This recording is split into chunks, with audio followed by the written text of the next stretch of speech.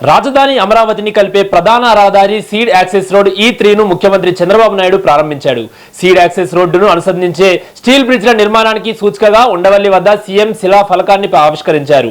అమరావతి రైతులది త్యాగం మాత్రమే కాదని యావత్ రాష్ట్రానికి స్ఫూర్తి అని ముఖ్యమంత్రి చంద్రబాబు నాయుడు అన్నారు.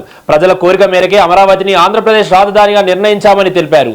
రాష్ట్ర రాజధానికి ఒక చరిత్ర ఉందని, శివరామకృష్ణన్ ఆధ్వర్యంలో కమిటీ ఏర్పాటు చేస్తే మెజారిటీ ప్రజలు రాజధానిని ఇక్కడే నిర్మించాలని నివేదిక ఇచ్చారని చంద్రబాబు గుర్తు చేశారు.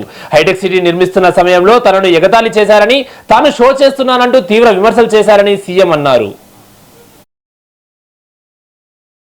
గాది లక్ష్మారెడ్డి గారు, ఇంకొక పక్క తెల్లమేకుల నాగేశ్వరరావు గారు ఒక స్ఫూర్తిని, ఒక త్యాగాన్ని నేను రెండూ వాడుతున్నాను.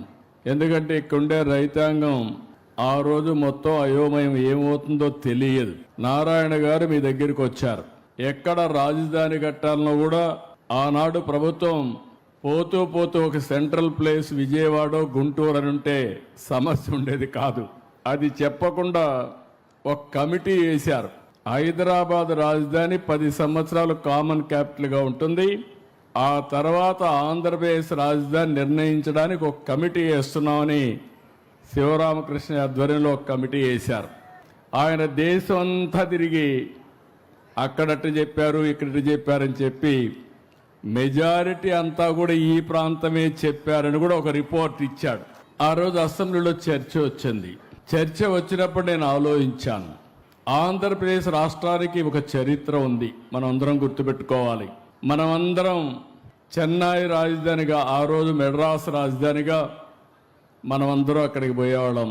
మన నాయకుడు ఎన్టీ రామారావు గారు కూడా సినిమాల్లో యాక్ట్ చేయాలంటే ఎక్కడికి పోవాలంటే నేరుగా విజయవాడ నుంచి ట్రైన్ ఎక్కి చెన్నైకి పోయి ఒక నటుడుగా, మహానాయకుడిగా తయారైన విషయాన్ని కూడా మనం గుర్తుపెట్టుకోవాలి.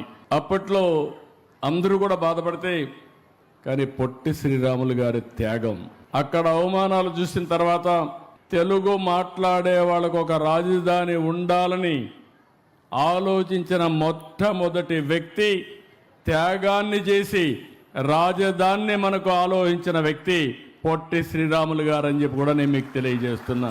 అది అయ్యింది. ఎక్కడ రాజధాని పెట్టాలని ఆలోచించారు ఆనాటి పెద్దలు.